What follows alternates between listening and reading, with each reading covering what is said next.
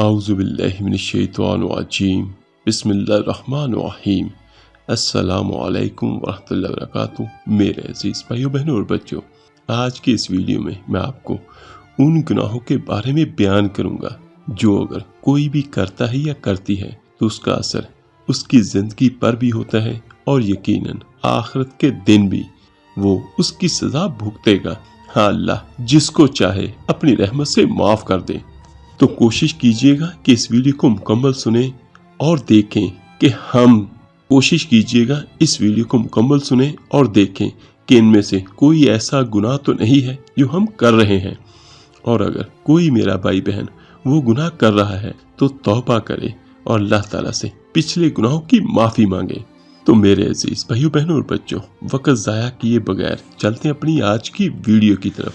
تو سب سے پہلا گناہ اللہ کے ساتھ شرک کرنا، اور نمبر 2 کسی انسان کو ناحق قتل کرنا، والدین کی نافرمانی کرنا، جھوٹ بولنا۔ سب سے پہلا گناہ اللہ کے ساتھ شرک کرنا، یہ اتنا بڑا گناہ ہے کہ جس کی معافی ہی کوئی نہیں ہے۔ اور دوسرا گناہ کسی انسان کو ناحق قتل کرنا، اور یاد رکھیے گا کہ قیامت کے دن اللہ تعالیٰ سب سے پہلا فیصلہ قتل کرنے والوں کا فرمائے گا کہ جس نے کسی کو قتل کیا ہوگا۔ کسی کو قتل کرنا اتنا بڑا گناہ ہے کہ اللہ تعالیٰ اس پر بہت سخت جلال فرمائے گا۔ اور والدین کی نافرمانی کرنا، میرے عزیز بھائیو بہنوں اور بچوں، اللہ تعالیٰ کے حق کے بعد سب سے بڑا حق انسان پر والدین کی اطاعت ہے۔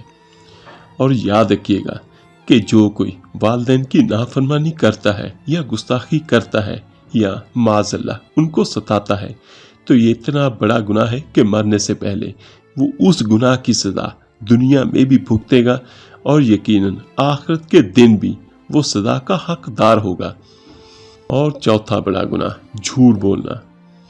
یاد رکھیے گا میرے عزیز بھائیو بہنوں اور بچوں، جو کہ اللہ کا بندے اللہ کی بندی کوئی دکانداری کرتا ہے، اگر اس میں وہ جھوٹ بول کے اپنا مال بیچتا ہے تو مال تو اس کا بک جاتا ہے، لیکن اس میں برکت ختم ہو جاتی ہے۔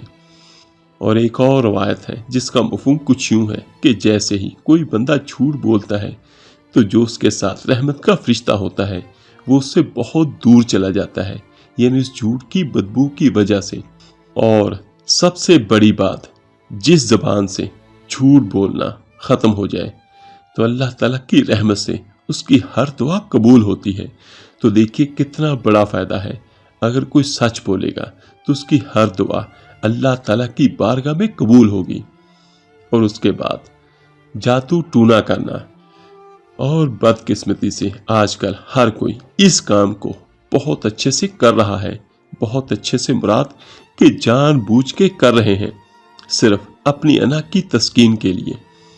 اور یاد رکھیے گا کہ جادو کرنے والا، کروانے والا اور اس پہ عمل کرنے والا، یہ سارے دائرہ اسلام سے خارج ہیں، اور یہ میں نے نہیں، یہ کسی عالم کا فتویٰ نہیں ہے، یہ اللہ کے رسول صلی اللہ علیہ وآلہ وسلم کے فرمان ہے۔ تو جو کوئی میرا بہن، تو جو بھی کوئی میری بھائی، تو جو بھی کوئی میرا بھائی یا میری بہن اس برے کام میں ملوث ہے تو وہ فوراً توبہ کرے، جہاں پہ ہے جو بھی ہے اس کو چھوڑ دیں۔ اگر آپ حسد کی وجہ سے یا کسی بھی وجہ سے جادو ٹونا کروا رہے ہیں تو اس کو اللہ کے واسطے چھوڑ دیں، اور جو بھی معاملات ہیں وہ اللہ پر ہی، وہ اللہ کے آگے رکھ دیں، اور یقیناً میرا اللہ سب سے بہترین کرنے والا ہے۔ اور سود کھانا، میرے عزیز بھائیوں، یہ اتنا بڑا گناہ ہے کہ جس کے بارے میں اللہ کے رسول صلی اللہ علیہ وآلہ وسلم نے فرمایا کہ سود والوں کے ساتھ میری اور میرے خدا کی کھلی جنگ ہے۔ تو میرے عزیز بھائیوں بہنوں اور بچوں، جس کی جنگ اللہ کے ساتھ ہو، اللہ کے محبوب صلی اللہ علیہ وآلہ وسلم کے ساتھ ہو، تو معاذ اللہ وہ کبھی جیت سکتا ہے؟ نہیں، کیونکہ پوری کائنات اللہ کی ہے، ہم اللہ کے ہیں۔ تو ہمیں یہ چاہیے کہ اگر کوئی خدا نخواستہ اس برے کام میں ملوث ہے تو قرآن پاک میں یہ ارشاد ہے جس کا مفہوم کچھ یوں ہے کہ جیسے ہے جہاں پر ہے اور جتنا بھی باقی ہے سب کو چھوڑ دو، اور یاد رکھیے گا کہ سود کے مال میں، سود کے کھانے میں برکت نہیں ہے۔ اللہ تعالیٰ وہاں سے برکتیں بھی اٹھا لیتا ہے اور اپنی رحمتیں بھی اٹھا لیتا ہے، اور حلال مال اگرچہ تھوڑا ہی ہوگا تو اللہ تعالیٰ کی رحمت ہوگی اور برکت ہوگی۔ اور اس کے بعد یتیم کا مال ہڑپ کر جانا، میرے عزیز بھائیو بہنوں اور بچوں، اس کے بارے میں اللہ پاک نے وعدہ فرما دیا، بیوہ کے مال اور یتیم کے مال کے قریب بھی مت پھٹکو۔ یہ دیکھیے کہ اللہ کے رسول صلی اللہ علیہ وآلہ وسلم نے فرمایا، جس کا مفہوم کچھ یوں ہے کہ وہ گھر بہترین ہے۔ کون سا گھر؟ جس میں کسی یتیم کی پرورش ہو رہی ہے۔ تو یہ دیکھیے کہ کسی یتیم پر مال خرچ کرنا کتنا بڑا اجر ہے، اس کو کھانا کھلانا، اس کو کپڑے پہنانے، اس کی زندگی کی ضروریات کو پورا کرنا۔ تو اگر خدا نخواستہ کوئی ایسا بد نصیب کسی یتیم کا مال یا کسی بیوہ کا مال کھائے گا تو اپنا پیٹ جہنم کی آگ سے بھرے گا۔ اور میرے عزیز بھائیو بہنوں اور بچوں، میدان جنگ سے پیٹ پھیر کر بھاگ جانا، یہ بہت بڑا گناہ ہے کہ کوئی اللہ کا بندہ اللہ کی راہ میں جہاد کے لیے نکلا اور وہاں سے دشمنوں کے ڈر سے وہ بھاگ گیا۔ اور یاد رکھیے گا کہ جو اللہ کا بندہ اللہ کی راہ میں قربان ہو گیا، اس سے بڑی سعادت ہمارے لیے کچھ بھی نہیں ہے۔ اگر کوئی بھاگتا ہے تو وہ موت کے خوف سے، لیکن کوئی ایسا دنیا میں کوئی دکھا سکتا ہے کہ جس کو موت نہ آئی ہو، تو کیا یہ بہتر نہیں ہے کہ جو کوئی اللہ کا بندہ اپنی جان اللہ کی راہ میں اس کی رضا کے لیے قربان کر دے؟ اور پھر اللہ پاک قرآن پاک میں فرماتا ہے، جس کا مفہوم کچھ یوں ہے کہ شہید کو مردہ مت کہو، اور شہید کا معنی ہی زندہ کا ہے۔ تو دیکھیے، ایک موت آنی ہے، لیکن ایک وہ موت جو اللہ تعالیٰ کی رضا پر آئے، تو وہ کتنی بڑی سعادت ہوگی۔ اور دوسرا، اللہ کے رسول صلی اللہ علیہ وآلہ وسلم کا فرمان ہے کہ جو اللہ کا بندہ اللہ کی راہ میں شہید ہوتا ہے، اس کو صرف اتنی تکلیف ہوتی ہے جس طرح چیونٹی کاٹی کاٹیں۔ تو دیکھیے کہ اس کا کیا مطلب کہ اس کو کوئی تکلیف نہیں ہوتی۔ اور میرے عزیز بھائیو، پاک دامن عورت پر تہمت لگانا، یہ بھی اسلام میں بہت بڑا گناہ ہے، اور اس سے سختی سے منع کیا گیا ہے کہ کوئی ایسی عورت، ایسی بہن یا بیٹی جو پاک دامن ہے اور اس پر کوئی تہمت لگائے۔ اور میرے عزیز بھائیو، نماز نہ پڑھنا، اللہ کے رسول صلی اللہ علیہ وآلہ وسلم کا فرمان ہے، جس کا مفہوم کچھ یوں ہے کہ مومن میں اور کافر میں فرق نماز کا ہے۔ اور یاد رکھیے گا، نماز اللہ کے ساتھ آپ کے تعلق کو بڑھاتی ہے۔ اور ایک حدیث نبوی صلی اللہ علیہ وآلہ وسلم ہے، جس کا مفہوم کچھ یوں ہے کہ بندہ اپنے اللہ کے نزدیک، یہ دیکھیے کتنی بڑی بات کہ بندہ اپنے اللہ کے نزدیک سب سے زیادہ سجدے کی حالت میں ہوتا ہے۔ تو کوشش کریں 5 وقت کی نماز لازمی پڑھیں، اس کے علاوہ تہجد پڑھیں، اس کے علاوہ جتنے زیادہ سے زیادہ ہو سکتا ہے نوافل پڑھیں، اور جب بھی اللہ سے دعا کریں ہاتھ اٹھا کے کریں، سجدے کی حالت میں کریں۔ اللہ تعالیٰ اپنی رحمت سے آپ کی دعا کو قبول کرے گا۔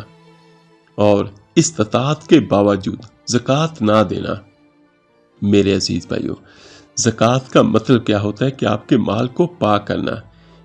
100 میں 2.5%، یہ بہت معمولی سی رقم ہے، اور اگر کسی کی رقم بہت زیادہ بھی بنتی ہے زکوٰۃ کی، تو یہ دیکھیں کہ اس کے پاس اللہ تعالیٰ نے کتنا مال دیا ہے۔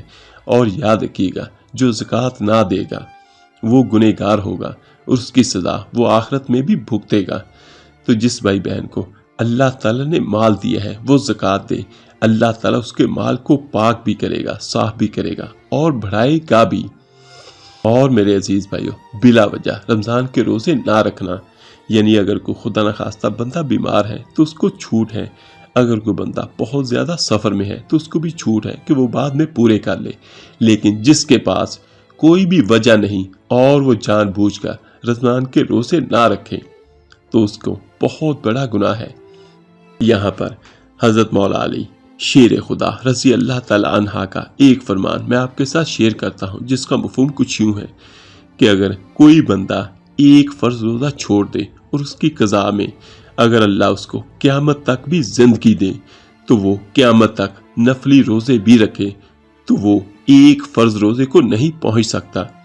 تو ہر میرا بھائی بہن کوشش کرے کہ 100% رمضان کے روزے ضرور رکھے، اور اگر کبھی کوئی چھوٹ گیا ہو تو اللہ تعالیٰ سے توبہ استغفار کریں، اور جب تک زندگی ہے، جان ہے، تو اللہ کی راہ میں اللہ کی رضا کے لیے روزے لازمی رکھیں، اور استطاعت کے باوجود حج نہ کرنا۔